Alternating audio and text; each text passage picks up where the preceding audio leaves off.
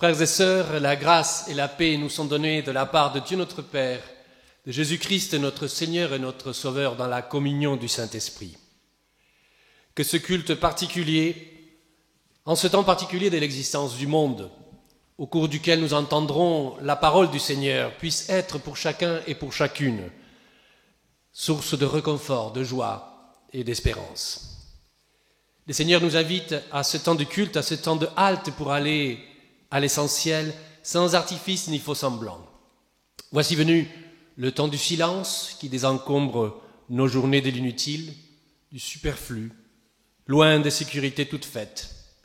Voici venu le temps de la prière qui fait taire notre imagination, qui stoppe les courses folles où nous nous sommes embarqués. Voici venu le temps d'un dialogue avec celui qui est, qui était et qui vient. Dieu nous donne rendez-vous pour cet instant de vérité. Louons-le dans la prière. Nous prions. Merci Seigneur pour le temps que tu nous accordes encore aujourd'hui. Aide-nous à réserver à chaque jour le temps de te rencontrer, le temps d'écouter les autres et de nous en préoccuper, le temps de respirer et d'admirer, le temps de sourire et de remercier, le temps de nous arrêter et de réfléchir. Seigneur, souffle ton Saint-Esprit sur chacun et sur chacune. Bénis de ta présence ce moment de culte. Seigneur, nous voulons te bénir pour tout ce que tu nous as déjà donné. Merci pour la fraternité humaine en Christ. Nous te bénissons pour ta parole vivante, lumière, nourriture et vie que ton amour nous donne. Nous te bénissons pour cet être nouveau que tu fais naître en nous un peu plus chaque jour. Et grâce à toi, nous pouvons enfin penser en vérité à tous ceux que tu confies à nos bons soins. Dans la louange et l'espérance, nous te prions, Seigneur. Amen. Et je nous invite à continuer notre louange en chantant le psaume du jour, qui est le psaume 63, et on le chante à travers les cantiques avec des cris de joie.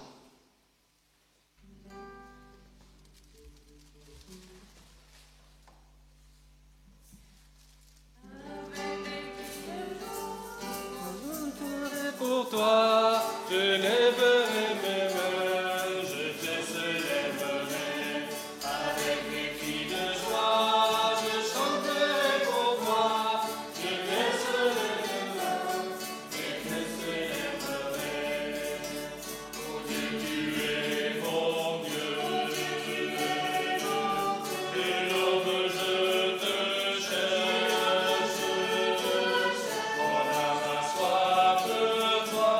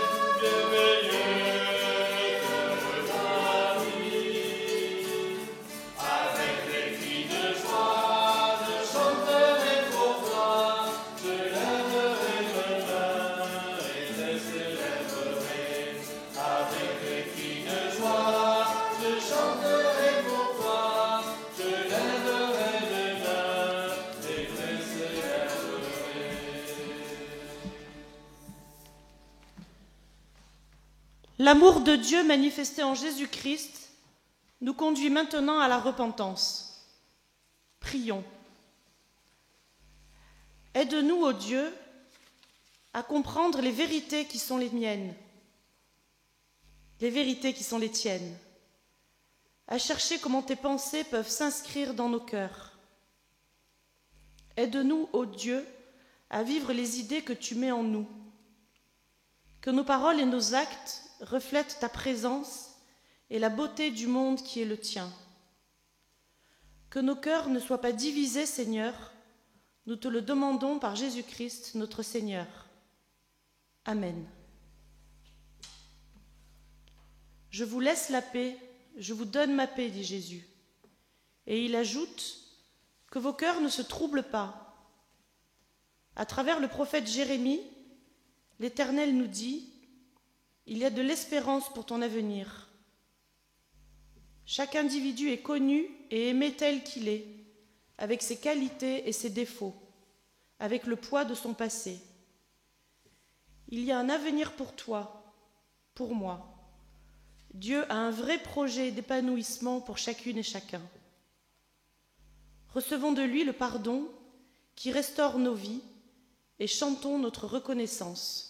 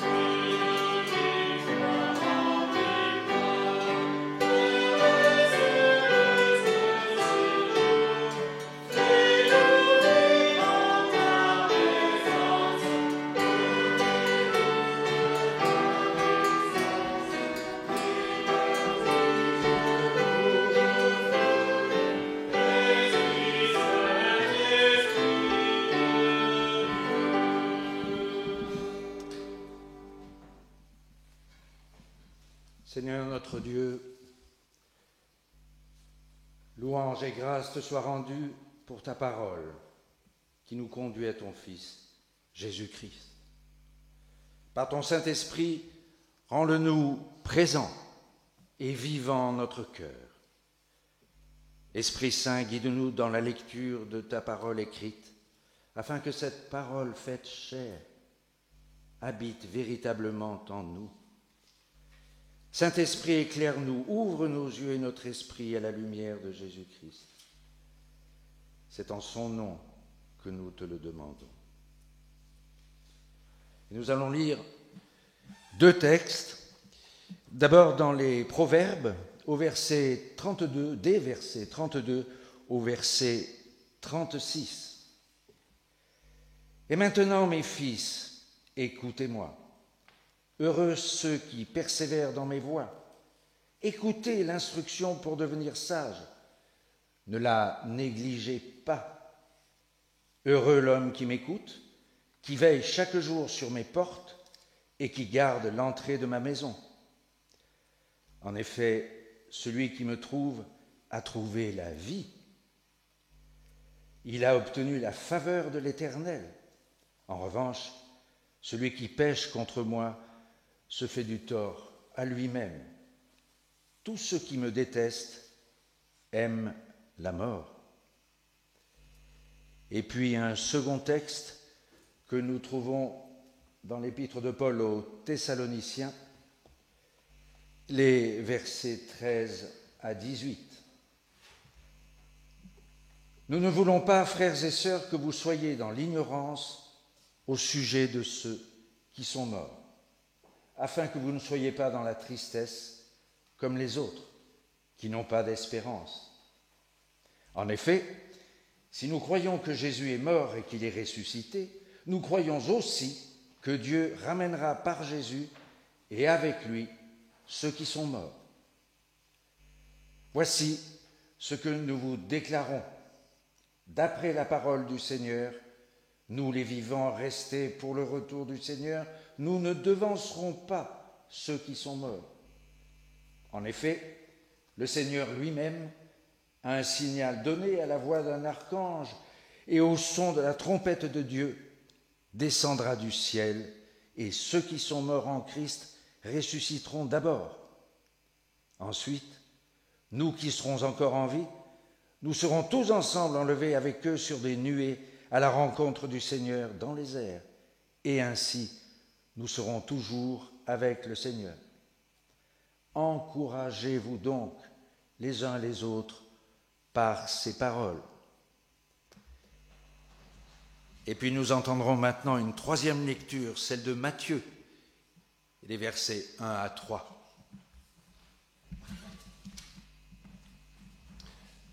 Du chapitre 25 de l'Évangile selon Matthieu, et donc les versets 1 à 13. Alors le règne des cieux sera comme ces 10 vierges qui avaient pris leurs lampes pour aller au-devant du marié. 5 d'entre elles étaient folles, et 5 autres étaient avisées. Les folles, en prenant leurs lampes, n'avaient pas pris d'huile avec elles, mais celles qui étaient avisées avaient pris avec leurs lampes de l'huile dans un récipient. Comme le marié tardait, toutes s'assoupirent et s'endormirent. Au milieu de la nuit, il y eut un cri. « Voici le marié, sortez à sa rencontre. » Alors, toutes ces vierges se réveillèrent et préparèrent leurs lampes.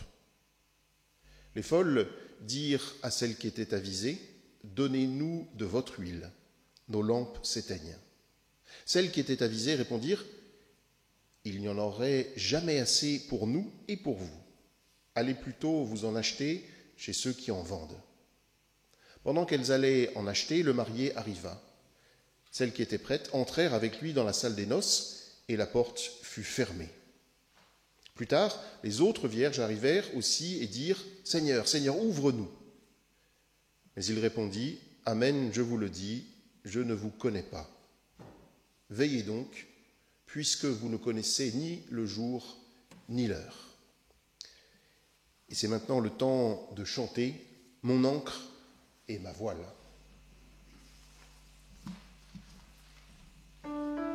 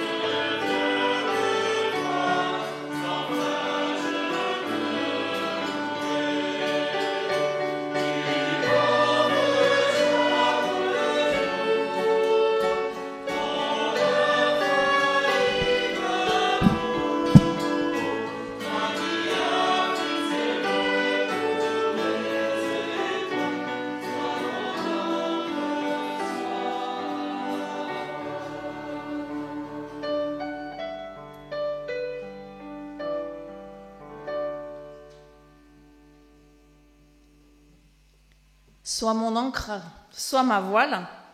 On en a bien besoin en ce moment pour naviguer, parce qu'il faut quand même bien reconnaître qu'on est un petit peu dans le brouillard. Bon, on va pas se mentir quand même les amis, hein. Franchement en ce moment l'ambiance, c'est pas ça. On fait tout ce qu'on peut pour faire de bonne figure, mais franchement c'est pas facile. Comme une espèce de lassitude, vous voyez, un épuisement de nos réserves, un sentiment d'incertitude dorénavant bien installé dans nos vies qui ronge notre élan et notre motivation et qui finit par être un peu fatigant. À quoi ça sert de faire des projets puisque de toute façon, on est quasiment sûr qu'on ne pourra pas les vivre, ou en tout cas pas comme ça. Hein, c'est un peu la couleur du moment. Et en plus, comme disait une des paroissiennes de Grignan cette semaine, et en plus, les jours raccourcissent. Bon, ça, c'était le seul truc qui était prévisible, mais c'est vrai. Bref, l'ambiance de cet automne est un peu à la torpeur. Il faut bien l'admettre, on y retourne sans gaieté de cœur à cette nouvelle période de confinement. Pas la même que celle que nous avons vécue au printemps. En même temps, nous voyons bien que cela risque de durer et que nous ne pourrons plus faire comme si les choses allaient redevenir comme avant, après. On ne va pas réussir à être en apnée pendant si longtemps. Les soignants sont épuisés, les enseignants blessés et inquiets, les commerçants et les restaurateurs désespérés. Les pasteurs, ça va super bien. Nous, on a le droit de sortir uniquement pour faire les enterrements. Et les visites qu'ils font avec, c'est quand même chouette, non? On marque, vous allez me dire, ça en dit long sur la place qui est reconnue à la spiritualité dans notre société. Parce qu'il ne faut pas croire, les imams, les rabbins, les prêtres, enfin, on est tous logés à la même enseigne. Les églises, en fait, tout le monde s'en fout, à part ceux qui y vont. Il faut quand même être honnête, on est de moins en moins nombreux. Pour tous les autres, la religion, ça rend 3 petits points, et en plus, c'est dangereux. Alors, s'il vous plaît, taisez-vous, faites-vous oublier, on vous tolère juste à la limite de ce qui nous angoisse, c'est-à-dire devant la mort. Bon là, effectivement, comme on n'a rien à dire, on veut bien que vous veniez. Est-ce que c'est si étonnant, du coup, que certains revendiquent cette place et s'y installent, ne présentant de la foi qu'une hideuse caricature qui sème la mort? Pas tant que ça, à y réfléchir un peu. Ils occupent finalement la seule place qu'on nous laisse. Avec tout ça, je mets des guillemets, moi, j'ai lutté toute la semaine contre la tentation d'entrer en hibernation pour attendre et voir ce qui se passera après, mais sans moi, vous voyez, sans moi. Et je sais bien que je ne suis pas la seule. À quoi ça sert tout ça? Personne n'est indispensable finalement. Le monde peut bien se passer de nous un petit peu, puisque de toute façon, nous n'avons plus de prise sur ce qui s'y passe. Allez hop, on s'installe sous la couette, on s'endort pour une nuit qui pourrait quand même être un peu longue. La nuit, le sommeil, la mort. 3 réalités qui entrent en résonance dans le langage biblique et qui tissent un lien entre les 3 textes que nous venons de lire. Paul parle de ceux qui se sont endormis dans la mort, et les 10 jeunes filles de la parabole succombent toutes au sommeil. La nuit, il n'est pas simple de distinguer la torpeur de la mort, et l'une peut conduire à l'autre. Vieille sagesse venue du fond des temps jusqu'à nous aujourd'hui, et qui peut-être nous empêche de nous mettre trop vite sous la couette. Humainement, la nuit, il est pourtant difficile, voire même impossible à la longue de ne pas nous endormir. J'irais même jusqu'à dire que c'est quand même fait pour ça la nuit. Les circonstances et les circonstances et les textes bibliques ont le mérite ce matin de nous obliger à ne pas tourner autour du pot ni d'être dans le déni. C'est un moment de vérité que nous vivons, individuellement et collectivement. Un rendez-vous nous est donné qui ne nous laisse pas d'autre choix que d'y répondre. Dormir ou veiller, attendre ou s'engager, vivre ou mourir. Nous n'aimons pas tellement ces alternatives binaires en temps normal. Nous préférons pouvoir négocier, comme les jeunes filles un peu légères, vous savez, qui voudraient que les autres partagent leurs provisions d'huile. Allez, les filles, un petit effort quand même. Nous aimons bien ne pas vraiment faire de choix pour garder toutes les portes ouvertes histoire de pouvoir reculer. Sauf que la Bible nous le rappelle tranquillement et fermement. À certains moments, l'existence fixe des rendez-vous dans lesquels il n'y a pas de négociation possible. Celles qui n'ont pas assez d'huile ratent ce rendez-vous-là et elles restent derrière la porte. Voilà, c'est comme ça, même si ça ne nous plaît pas. Alors je me suis posé la question suivante. Et nous, les chrétiens d'aujourd'hui, à commencer par moi, avons-nous des provisions suffisantes pour que nos lampes restent allumées dans cette nuit qui nous entoure? C'est que tout le monde en aurait bien besoin en ce moment de cette lampe allumée, nous les premiers. Quelle est l'espérance qui nous permet de traverser la tristesse et de nous encourager, comme disait Paul? Quelles paroles avons-nous à guetter derrière la porte qui nous prodiguera cette sagesse qui mène vers la vie, comme le dit le livre des Proverbes, pardon. La première chose que je voudrais vous rappeler, c'est que la Bible nous parle, dans la parabole de Matthieu, du royaume des cieux. Et ce qu'elle nous dit d'abord, c'est que nous y sommes non seulement invités, mais attendus, comme des invités de premier choix. On ne sait pas bien ce que représentent ces 10 jeunes filles au juste. En tout cas, je vous rassure, ça n'est pas 10 épouses pour un seul mari. Peut-être plutôt des sortes de demoiselles d'honneur accompagnant la mariée qui, elle, est remarquablement absente de cette histoire. Mais on sait que sans avoir le premier rôle, ces 10 jeunes filles en ont un de premier plan. Alors voici ce qui nous est dit. Avec Dieu, la vie est une fête et nous sommes invités à faire partie de cette fête. Même au milieu de la nuit, et quels que soient les mensonges qui peuvent nous être assénés, il ne faut pas perdre de vue cet horizon parce que c'est cela qui compte. Quelqu'un nous attend, même quand nous avons la sensation que notre vie n'a d'intérêt pour personne. Et le destin de l'humanité, son horizon ultime, ça n'est pas la division, le mal, la souffrance ou la peur. Non, selon la Bible, l'horizon de l'humanité, c'est la joie, la rencontre, la lumière et la paix. Voilà la perspective, voilà la promesse. Nous sommes invités à participer à une fête et c'est l'amour qui est au centre de cette fête, comme dans toute fête de noces. Second élément, la patience et l'attente font partie de la préparation de la fête. Veiller dans la nuit, sa lampe allumée, c'est déjà espérer, même quand on finit par s'endormir.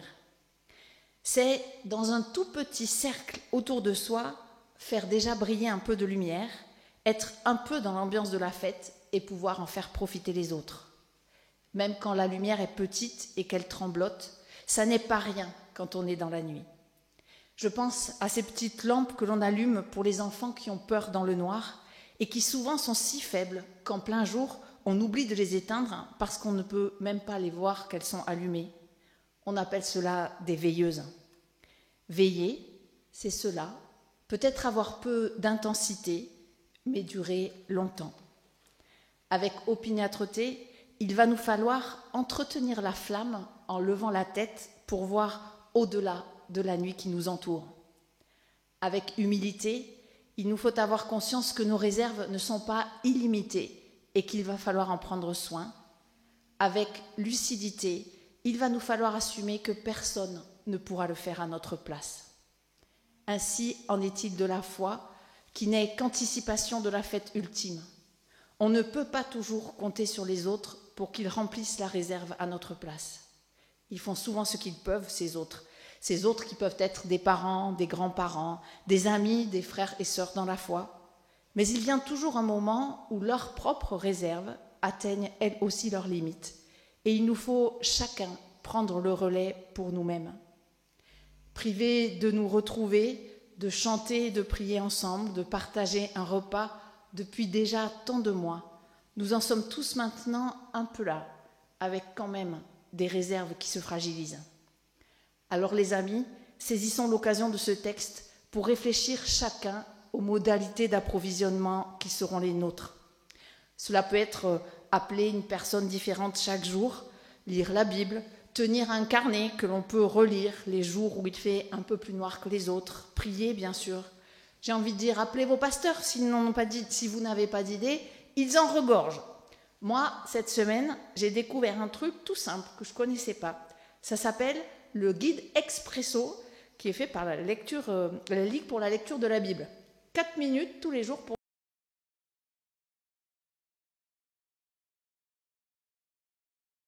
m'y mettre, tiens, finalement. Pour durer, en fait, il faut s'organiser. Et c'est ça, la sagesse des 5 jeunes filles qui réussissent à entrer dans le royaume. Il faut anticiper le manque, c'est-à-dire qu'il faut l'assumer. La folie, ce serait ne pas être conscient de ses limites, ne pas vouloir faire avec, faire comme si elles n'existaient pas. Nous ne sommes plus dans ce temps-là. Enfin, pour terminer, je voudrais vous dire que si nous n'y sommes pas encore tout à fait à cette fête du royaume, cela ne veut pas dire qu'elle n'est pas beaucoup plus proche de nous que ce que nous pensons. Le marié de la parabole n'attend pas le matin pour venir. Il surgit au milieu de la nuit, par surprise. Et c'est d'ailleurs ce qui nous est rappelé à la fin du texte. Vous ne connaissez ni le jour, ni l'heure. Nos 10 jeunes filles sont réveillées en sursaut par un grand cri qui rappelle les trompettes dont parle Paul dans son épître. Pas d'inquiétude, on ne peut pas rater le marié quand il est là. On sait quand il vient. C'est peut-être ce cri ou cette trompette que nous avons besoin d'entendre aujourd'hui pour nous remettre en route. Voici le marié, sortons à sa rencontre. Oui, au milieu de la nuit, le marié est déjà là, maintenant. Trop tôt pour certains peut-être, trop tard pour d'autres, qu'importe. C'est maintenant qu'il est là, et c'est pour cela qu'il faut se tenir prêt. Pourquoi ? Eh bien parce qu'après, tout devient tellement plus facile. C'est lui qui montre le chemin et qui ouvre la porte. Sortir à la rencontre du marié, c'est être branché directement sur le réservoir principal d'huile, si vous voyez ce que je veux dire, mieux qu'une station essence. Là se joue notre espérance, comme une actualité dont nous faisons l'expérience, pas seulement comme un horizon qui serait très loin de nous. En Christ, Dieu nous rejoint ici et maintenant, là, au milieu de la nuit. Il porte avec lui la lumière à laquelle nous pouvons nous éclairer et recharger nos propres lampes. Nous ne sommes plus jamais seuls, quelle que soit l'épaisseur de la nuit. Quand nous le laissons nous rencontrer, il n'est plus possible de manquer d'huile pour nos lampes. Elles se remplissent mystérieusement d'elles-mêmes. Vous savez, comme dans cette histoire qui est racontée dans le livre des Maccabées et qui porte la fête juive de Hanouka. C'est une fête qui précède chaque année Noël où on commémore le fait qu'une toute petite fiole d'huile a permis de laisser la lampe allumée dans le temple pendant 8 jours, de façon complètement miraculeuse, ce qui montre bien que c'est Dieu lui-même qui alimentait cette huile dans la lampe. J'ai envie de vous dire que pour les chrétiens, Hanouka, c'est toute l'année. Le Christ, c'est celui qui est éternellement réveillé, ressuscité et qui vient à notre rencontre inlassablement. Alors, quand nous avons la tentation de penser qu'il sera au-dessus de nos forces, de faire quelque provision qu'il soit pour traverser une nuit passagère, sans risquer de nous y perdre, faute de lumière, rappelons-nous ceci. En fait, nous n'avons pas grand-chose à faire. Juste entendre son cri et sortir à sa rencontre. C'est la seule sagesse qui nous soit demandée, la seule veille qui vaille, quelle que soit la forme que celle-ci puisse prendre. Sortir à sa rencontre, ouvrir la porte de nos cœurs, nous laisser aimer par lui et anticiper cela quand cela n'est pas encore tout à fait là. Alors, oui, une lampe dans la nuit reste allumée pour nous et pour ceux qui en ont besoin et qui la cherchent. Alors il est possible de même traverser l'expérience de la mort et du deuil avec espérance. Alors, c'est le chemin de la vie qui s'ouvre de nouveau et la nuit n'est plus une menace. Elle est juste un temps dans lequel il faut s'installer, en prenant quelques provisions pour ne pas être pris de court. Mais à un moment, le matin vient, et bien avant lui encore, le marié est venu nous chercher pour participer déjà à la fête de son royaume, même au milieu de la nuit. Et c'est bien connu, en tout cas, tous les jeunes le savent, la partie de la fête qui se déroule au milieu de la nuit, franchement, c'est la meilleure. Amen.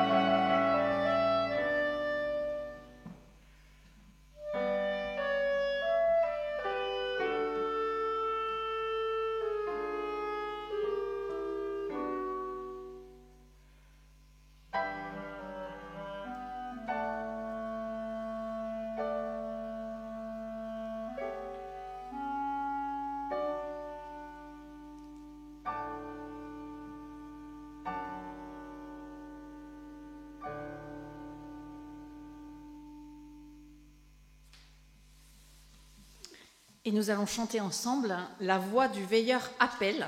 Allez, debout tous les fidèles, fini de dormir.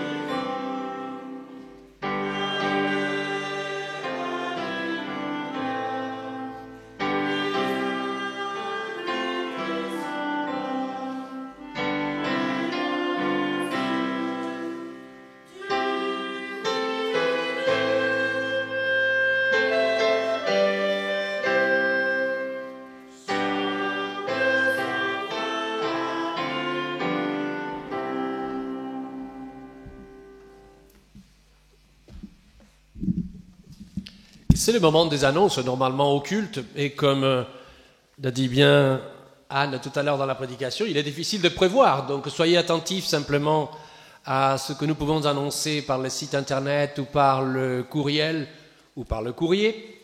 C'est aussi le temps de l'offrande et nous n'allons pas faire une offrande virtuelle, mais il est temps peut-être de vous souvenir de votre trésorier, de votre paroisse, de votre église.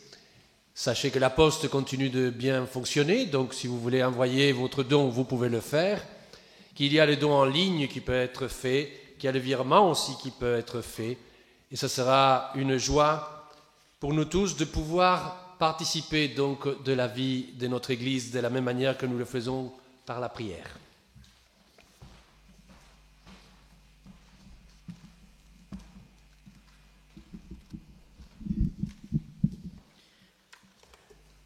Mon Dieu, nous te prions tout particulièrement pour les personnes endeuillées qui ont perdu un parent, un conjoint, un enfant, un ami.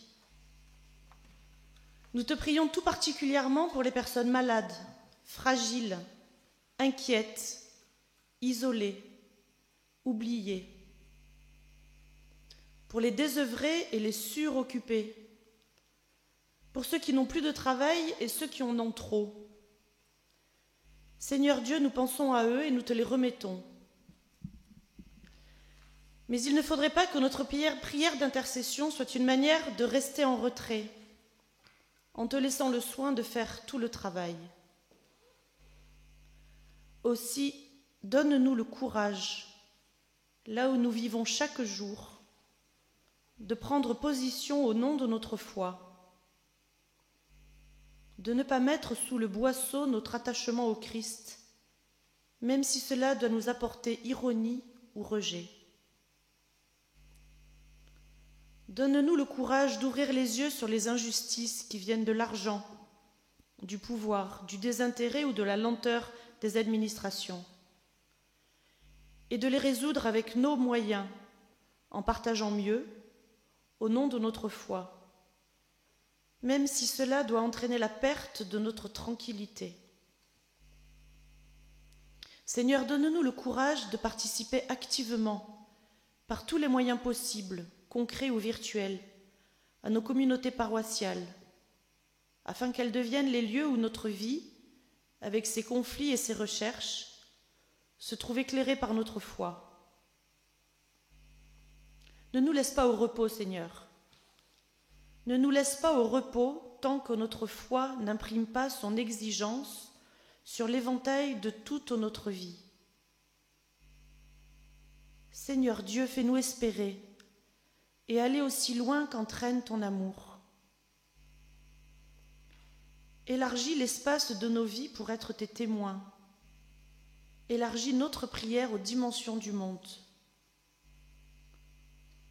Nous te demandons d'avoir un cœur assez désintéressé de lui-même pour que beaucoup puissent y trouver leur place. Et ensemble, nous te disons, Notre Père qui es aux cieux, que ton nom soit sanctifié, que ton règne vienne, que ta volonté soit faite sur la terre comme au ciel. Donne-nous aujourd'hui notre pain de ce jour. Pardonne-nous nos offenses, comme nous pardonnons aussi à ceux qui nous ont offensés. Et ne nous laisse pas entrer en tentation, mais délivre-nous du mal. Car c'est à toi qu'appartiennent le règne, la puissance et la gloire pour les siècles des siècles. Amen. Je vous invite à chanter un chant qui a été écrit et composé par Joël Dahan, « Je crois et j'espère ».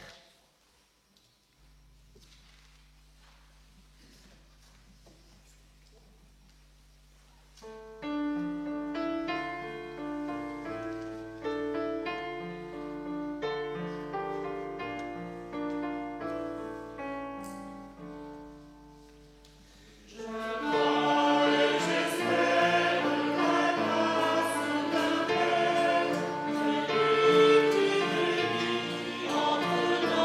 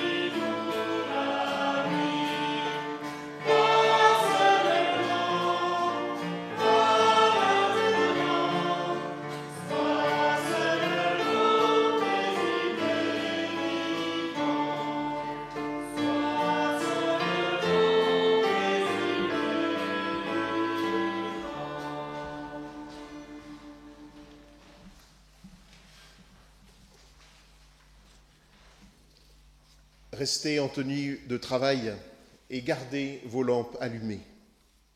Soyez comme des gens qui attendent leur maître à son retour des noces, afin de lui ouvrir dès qu'il arrivera et frappera.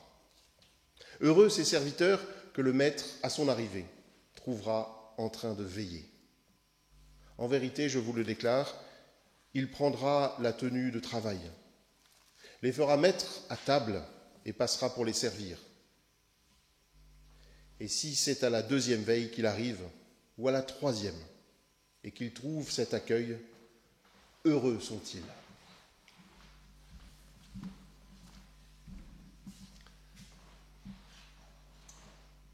Et nous restons sous la bénédiction de Dieu. Frères et sœurs, que la paix de Dieu soit la force de notre témoignage et que chacun de nos actes, chacune de nos pensées, chaque parole où nous dirons notre espérance soit déjà la promesse du monde qui vient.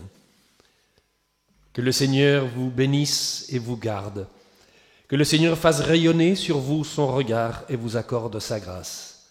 Que le Seigneur porte sur vous son regard et vous donne la paix. Amen.